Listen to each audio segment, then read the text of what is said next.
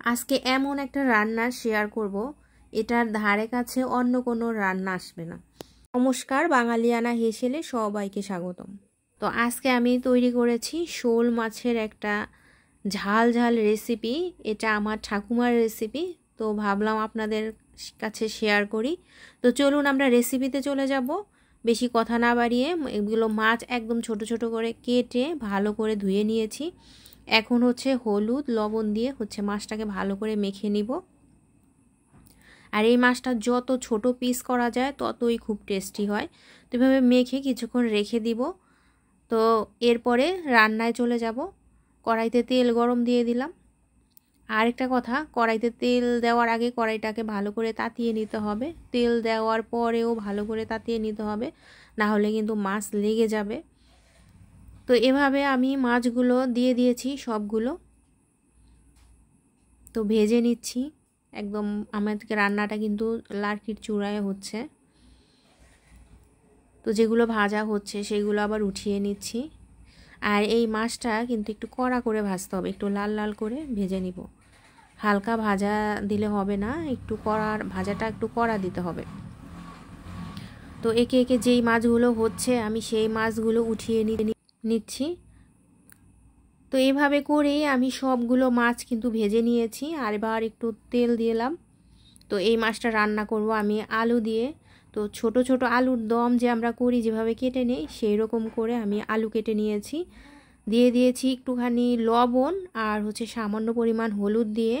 তো এই আলুটাকেও আমি একদম লাল লাল করে ভেজে নিব। তো আলু ভাজতেও কিন্তু কম সময় না, তো এভাবে ভেজে নিচ্ছি। যেগুলো ভাজা হচ্ছে উঠিয়ে নিলাম। আবার একটু তেল দিয়ে দিব। এখন এটার মধ্যে নারকেল কুচি দিব। এই যে নারকেল এভাবে কুচানো হয়েছে, এখন নারকেল কুচিগুলো তেলের মধ্যে ভেজে নিব।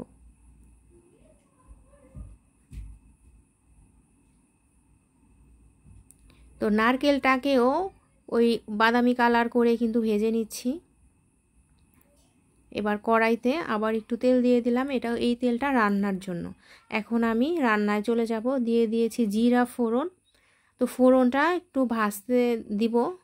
তো ফোড়নটা হয়ে গেলে এর মধ্যে দিয়ে দিয়েছি আদা বাটা আর দিব এখন জিরা বাটা। একটু পানি দিয়ে দিলাম, নেড়ে চেড়ে আর একটু পানি দিলাম। এখন মশলাটা কষাবো। দিয়ে দিব পরিমাণ মতো হলুদের গুঁড়া আর দিয়ে দিব লবণ, মরিচের গুঁড়া। তো সবগুলো মশলাকে আমি ভালো করে কিন্তু কষিয়ে নিব, যতক্ষণ না পর্যন্ত এর মধ্যে থেকে তেল বের হয়ে না আসে ততক্ষণ কিন্তু আমি এই মশলাটাকে কষাবো।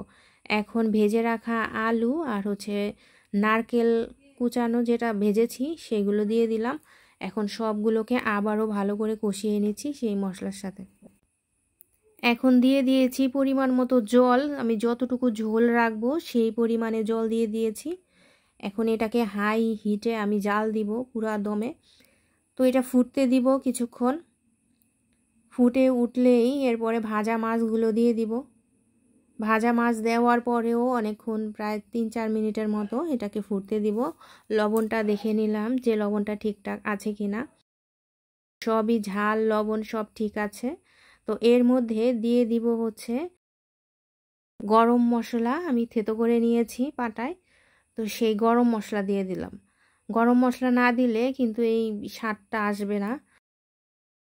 দেওয়ার পরে কিছুক্ষণ ঝোলটা টেনে গেলে একটু, ব্যাস তৈরি হয়ে গেল মজাদার শোল মাছের ভুনা একটা রেসিপি।